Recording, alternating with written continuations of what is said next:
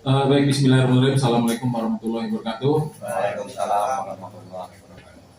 Alhamdulillahirrabbilalamin. Wabihi nasta'in ala umuri dunia wa din. Wassalatu wassalamu ala asrafil anbiya'i wal mursalin wa ala alihi wa sahbihi ajma'in. Rabbi shrah li sadri wa yassir li amri wahlul 'uqdatam min lisani yafqahu qawli. Yang saya hormati Mas Heri Gunawan sebagai pemerhati masalah OPT sawit dan rombongan. Yang saya hormati rekan-rekan pengurus Koperasi Tani Mulia Desa Sakajaya, Kecamatan Marinim. Yang saya hormati petani plasma Koperasi Tani Mulia yang hadir dalam kesempatan ini. Alhamdulillah pada kesempatan siang hari ini kita masih bisa berkumpul di kantor kita ini dalam kondisi sehat walafiat. Dalam kesempatan yang berbahagia ini adalah satu kesempatan yang baik dan sepertinya ada jalan keluar atas satu keluhan yang selama ini menimpa sawit-sawit kita. Jadi sawit kita ini sudah hampir semua keno, kuning, kemudian kering, laras istilahnya itu, dan ini terjadi baik itu yang sawit PSR maupun sawit yang apalagi yang under planting. Dan kita semua bingung, semua upaya sudah kita coba, dan alhamdulillah pada kesempatan siang hari ini kita kedatangan dari Mas Heri dan kawan-kawan. Sepertinya kita akan segera tahu apa dan bagaimana sebenarnya penyakit yang dialami oleh sawit-sawit kita itu, dan sekali juga Mas Heri bisa langsung membawakan obatnya gitu, yang mudah-mudahan sekali ini bisa sesuai dengan yang apa kita harapkan. Mungkin lebih dalam lanjutnya kami persilakan untuk Mas Heri untuk menjelaskan duduk persoalannya sebenarnya akar masalah apa, sebenarnya permasalahan sawit tani ini apa penyakit, apa virus, apa gitu kan, supaya kalau sudah teridentifikasi sebabnya mungkin bisa dicarikan solusinya, mungkin seperti itu. Nah, mungkin kepada bapak-bapak sekalian saya ucapkan terima kasih atas kehadirannya. Mudah-mudahan kehadiran bapak-bapak di sini tidak sia-sia, akan mendapatkan tambahan ilmu pengetahuan berkaitan dengan penyakit yang dialami pada saat ini. Dan pada langsung mempersingkat waktu kepada Mas Heri, kami persilakan. Ya, monggo. Terima kasih, Pak Tigor. Assalamualaikum warahmatullahi wabarakatuh. Senang sekali bisa kumpul kepada teman-teman, tapi tidak senangnya pada saat ada masalah. Sebetulnya problem ini sudah terjadi di tahun 2007-2008 pada saat kondisi hampir sama itu ekstrim. Kalau kita tarik ke belakang ini, kejadian ini memang siklus ya Pak, dimana kondisi ini memang salah satunya adalah iklim agroklimat yang memang tidak menentu. Jadi itu salah satu pemicunya. Kedua juga ada faktor-faktor lingkungan yang mendukung seperti kesehatan tanah dan perilaku terhadap bibit yang kita tanam. Karena kejadian ini menyerang kepada bibit-bibit yang unggul. Kalau bibit-bibit yang tidak unggul margas atau bibit pencabutan itu lebih tahan karena dia bersifat lokal. Jadi itu terus terang aja, positifnya adalah bahwasanya memang bibit yang kita tanam ini memang bibit bagus. Kalau tidak terserang itu malah bertanya abal-abal atau memang bagus. Seperti itu. Jadi di sini memang salah satunya ada positifnya, ada negatifnya dengan kejadian ini. Kalau sebetulnya dalam siklus ini bibit kita tidak ada kejadian ini, kita tidak tahu bibit ini kan benar atau tidak. Dan kejadian ini bukan hanya terjadi di teman-teman PSR, ada beberapa kebun gede yang sudah diskusi dan mereka sudah melakukan penanganan dengan cepat. Karena semakin cepat itu nanti biaya, dan saya melihat beberapa tahap tanaman, terutama tahap awal itu sudah menuju ke fase generatif atau buah. Sehingga apa? Kalau ini tidak ditangani, kita akan mendapatkan kerugian yang luar biasa ke depannya.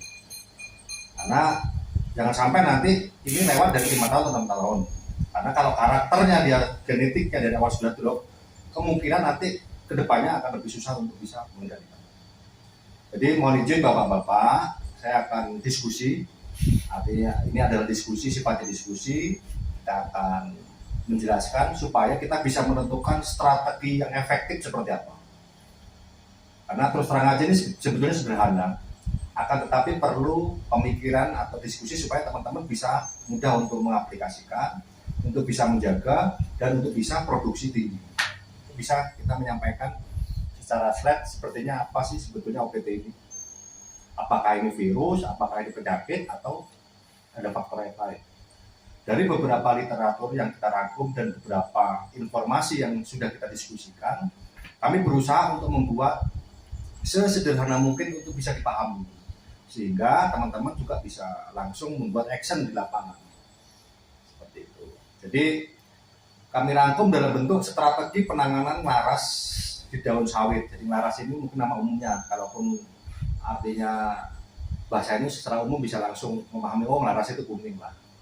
Nah bahasa ilmiahnya yang terkenal itu namanya Suddenwill, dan ini pembawanya adalah jamur golongan Phytosomonas saheli. Jadi ini sebetulnya jamur yang ada di bawah tanah Pak, dan sifatnya dia adalah penghancur, dekomposer sebetulnya ini. Kenapa dekomposer? Karena tanaman Bapak stres, dia jadi mau game over, makanya dia dihancurkan sama dia. Dia nggak akan aktif kalau tanaman tadi sehat. Oke.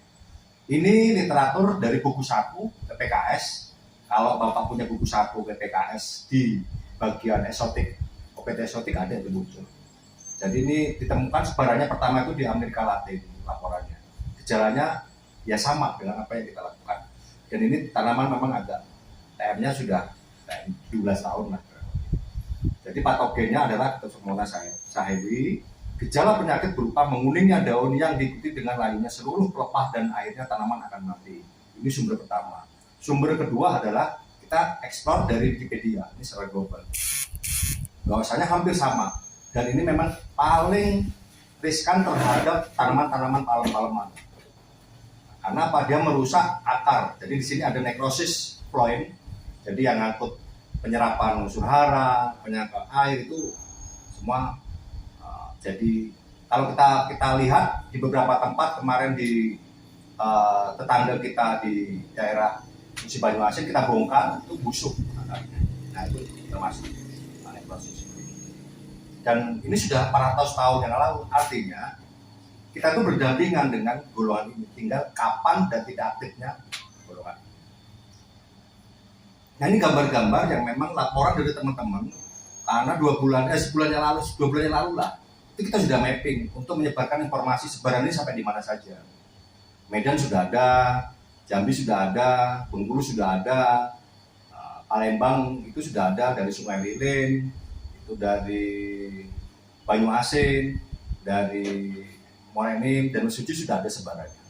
Dan ini kita mengutamakan dari jenis-jenisnya. Jadinya ada di bibit dari tipe A, sumbernya dari tipe A, ada juga kita amati sumbernya dari tipe C di sini. Dan ini semua bibit unggul. Nah, ini di teman-teman kita KUD di Bupa, di A7 itu sudah terjadi dan penyebarannya terus. November sampai Januari itu sudah 5.601 penyebarannya. Artinya kalau sudah teridentifikasi itu 4 sudah kali 4 Pak, sudah 20.000. Artinya pemaparan itu sudah kali. Karena tanaman sawit itu mata 5, artinya kalau sudah kena itu depan belakang itu sudah terpapar. Nah, bagaimana nanti kita bisa menentukan strateginya se-efektif mungkin seperti apa? Karena yang kita harapkan yang terpapar tadi masih bisa produksi, tinggal recovery yang kena, sehingga nanti kita bisa budget atau biaya itu akan lebih jauh murah. Kekhawatiran kita kalau kita cuma hanya perlakukan yang kena, Nah itu sembuh, nanti yang sebelahnya muncul. Jadi nanti kita akan kita bersama-sama. Jadi dari awal pun kita akan mengompakkan bahwasanya sistem isolasi, sistem border, sama sistem pencegahan. Sistem isolasi itu yang terkena, misalnya tadi saya dengar, oh sudah ada 20, berarti 20 kali 4 itu harus di sistem border 4-nya. Nah, sisanya itu sistem sistem pencegahan. Jadi ada 3 trik yang akan kita lakukan, di mana kita sensus awal yang terkena di mana, sistem border artinya depan itu 2, belakang 2 itu harus dicegah supaya tidak nyebar, dan yang belum kena itu kita strateginya adalah sistem cegah. Nah ini Pak, itu dari akar sudah busuk, dan ini ada beberapa daerah Mas Suci itu sudah letak Pak sawitnya. Sawitnya itu sudah tumbang seperti kayak kena jiret lah. Nah sebelah kanan ini, yang sebelah kiri itu sudah akarnya busuk, itu yang dinamakan tadi necrosis point. Nah ini sudah muncul jenisnya jamurnya di akar, dan yang kanan itu sudah putus Pak, karena sudah akar itu sudah bisa nggak pegang tanah, sudah tidak ada jaringan itu. Sejarahnya seperti apa, atau sebab akibatnya seperti apa? Jadi histori perkembangan sudden will ini, yang pertama adalah cuaca yang ekstrim, di mana ketegasan iklim itu tidak ada. Kadang-kadang panas, kadang-kadang hujan. Nah, tanaman ini akan mengikuti keadaan, sehingga enzim stressingnya naik. Pada saat makhluk hidup itu enzim stressingnya, semua energi akan drop. Bahkan makan pun tidak mau. 2, pada saat di awal protokol atau tata tertib penanganan penanaman itu masih banyak yang harus diperbaiki. Artinya fondasi yang kuat, tidak penambahan bayu, ataupun penambahan bayu mungkin kurang tepat. Saya dengar laporan dari Pak itu ada, tapi saya tanya Pak gimana tekniknya. Ya mungkin nanti akan kita evaluasi lagi.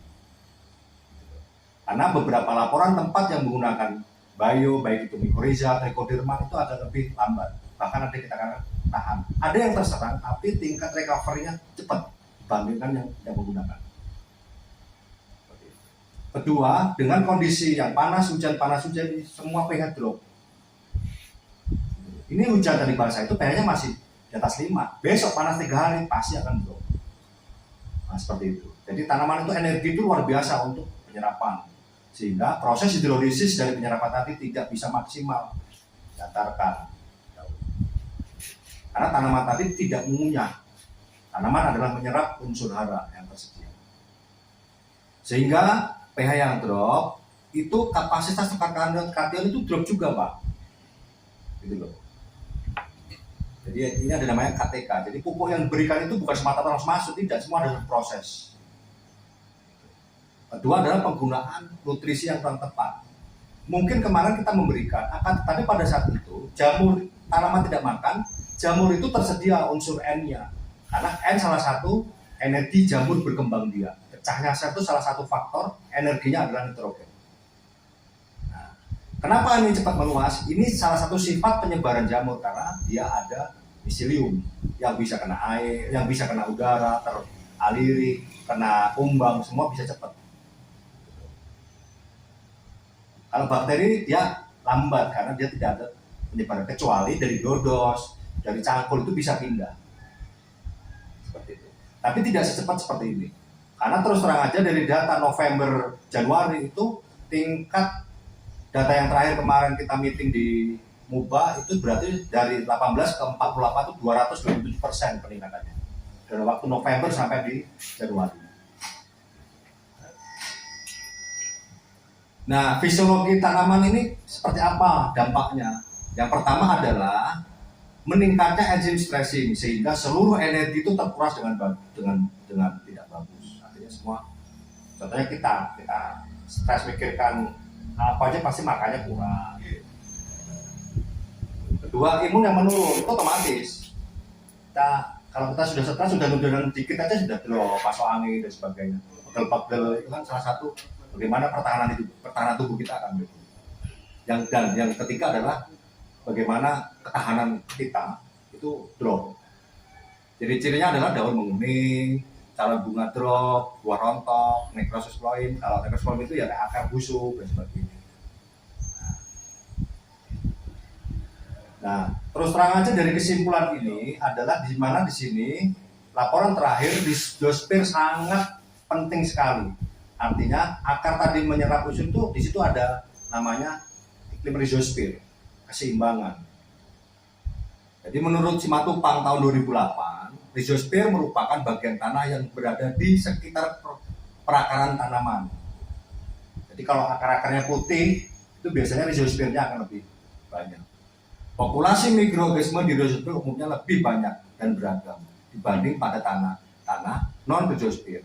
Aktivitas mikroorganisme Rhizosphere dipengaruhi oleh eksudat yang dihasilkan oleh perakaran tanaman. Artinya keseimbangan mikroorganisme di dalam, keseimbangan lingkungan tanah. Artinya apa? Ini tanahnya sehat gitu loh Pak. Kata kuncinya ini tanahnya sehat. Bahasanya ada Rhizosphere. Oke. Nah, banyak perusahaan-perusahaan benih yang sudah sekarang serius untuk mentreatment dari mulai pembibitan dengan perlakuan bioteknologi. Ini sebelah kiri itu Rhizosphere-nya tinggi. Yang akar sebelah kanan itu gede, tapi pecah-pecah semua. Tapi yang sebelah kiri itu Rhizosphere-nya gede. Gitu, Pak. Sehingga nanti dia akan lebih tahan. Ciri-cirinya kalau ditanam itu cepat ngilir atau cepat tumbuh. Itu biasanya sudah diperlakukan dari jauh-jauh. Ini salah satu perusahaan yang serius bagaimana untuk mendapatkan bibit siap tanam itu memang dari awal. Nah ini literatur, artinya Pak ini kalau sudah diantisipasi dari sekarang, artinya kita sudah mengkondisikan perkembangan cendawan yang menjadi momok kelapa sawit. Jadi ini ada literatur tahun 2002, jadi judulnya itu adalah uji antagonis cendawan Rhizosphere tanaman sawit dalam mengendalikan patogen Ganoderma boenensis secara in vitro. Jadi ini secara lab. Jadi memang untuk data. Hasil kesimpulan adalah hasil uji antagonis isolasi cendawan Rhizosphere terhadap biosis menunjukkan keempat isolasi positif semua. Artinya bisa menekan. Artinya apa? Kalau kita melihat positif situasi ini, semakin kita cepat, kemungkinan besar nanti kita akan bisa lebih toleran terhadap Ganoderma karena kita sekarang sudah memperlakukan. Jadi ini menarik sekali, makanya teman-teman, karena apa? Ini sekaligus kita akan bagaimana penyakit ini kita juga bisa mengantisipasi dari kendala Ganoderma. Karena teman-teman yang sudah replanting dari 2 kali itu ancamannya momoknya ya Ganoderma. Maka ada beberapa kebun itu tanam tebu dulu, 1 siklus baru tanam kelapa sawit. Jadi untuk memotong siklus. Nah, strateginya apa yang harus dilakukan untuk kita yang bisa diikuti, bisa dilakukan. Yang pertama adalah meningkatkan imun, ketahanan Pak. Dengan cara apa? Perbaiki pH.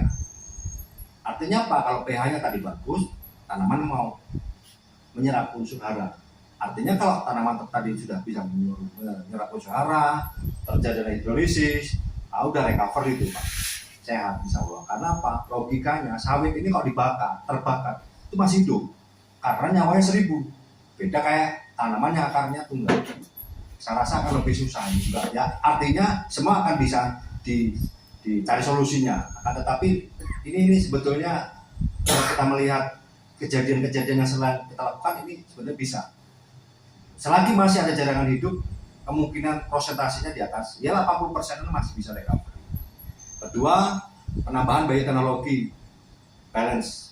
Ini jamur lawan jamur itu yang diutamakan. Kedua juga kalau sudah nanti penambahan bahan aktif metalaksil seperti kayak kalau merek dagangnya itu seperti kayak bisromil itu dilakukan. Tapi tunggu untuk isolasi dulu. Itu akan dilakukan. Kita akan kombinasi antara organik dan anorganik supaya cepat recovery-nya. Pemberian nutrisi yang tepat artinya apa? Jangan dinaikkan dulu N-nya, gedekan dulu K-nya. Jadi contohnya kontennya kayak 12, 17 dulu. Ya pakai sekitar 200 gram dulu. Nanti aplikasinya setelah 21 hari dari aplikasi pertama baru nanti kita pemberian nutrisi tadi seperti itu. Kedua, strateginya apa yang paling penting adalah kita harus tahu mengidentifikasi dulu mana yang serangan sudah terkontaminasi. Nanti kita akan gunakan isolasi, sistem border dan sistem preventif pencegahan. tiga kombinasi ini dari manapun akan lebih efektif. Dengan dosis yang kita sesuaikan untuk recovery. Jadi strateginya ada tiga, sistem isolasi. Kalau Bapak, ada kena, itu segera diisolasi. Berarti kanan kirinya itu sudah segera di border. Nah, sisanya itu nanti masuk ke pencegahan. Karena apa? Supaya yang isolasinya recovery, pencegahan atau border bisa segera buah dan ini bisa untuk membayar, artinya untuk segera pulihan lah, karena kita memakan kos. Nah, ini salah satunya kita menggunakan asam umat, asam amino. Nah, ini dengan kita menggunakan biological yang tadi sudah kita sebutkan, dan ini adalah kombinasi antara trichoderma, mycorrhiza, Saccharomyces, bakteri lain, dan sudah ada di sini nutrisi yang tersedia dalam bentuk kecil, supaya dia bisa untuk memancing makan dulu. Kalau kita sakit itu makan bubur dulu lah, jangan makan nasi atau makan yang lain. Seperti itu. Nah, ini biasanya nanti setelah aplikasi 5-7 hari dia akan keluar seperti kayak miselium. Itu jangan diinjak-injak, biarkan dia masuk ke tengah, karena ini dia akan ngejar Phytosomonas tadi. Ngejar yang Ya, ini seperti kayak jamur tempe, itu mah jangan diinjak-injak, itu miseliumnya, hifanya akan terjadi. Itu nanti akan meningkatkan, kalau sudah sembuh dia akan meningkatkan responsif tanaman terhadap nutrisi dia. Ada penyakit dia akan membaca sendiri karena imunnya sudah kuat. Karena terus terang aja ini diberlakukan, beberapa perusahaan sudah berlakukan untuk koreksi tentu sekitar 20% sampai 30%. Karena kombinasi antara biological sama pupuk yang ada. Nah, ya ini strateginya 0-3 bulan itu masa inkubasi, Pak. Jadi recovery-nya kita harapkan 0-3 bulan itu tanaman itu akan sehat sehingga nanti akan keluar bunga dompet 3 bulan sampai 9 bulan itu akan sudah bisa panen. Jadi kita butuhkan 9 bulan untuk masa perhatian ini kepada sawit kita. Tapi masa krusialnya adalah 21 hari. Jadi nanti kalau Bapak memberikan nutrisi atau pupuk setelah 21 hari, beri ruang gerak untuk treatment ini jalan dulu.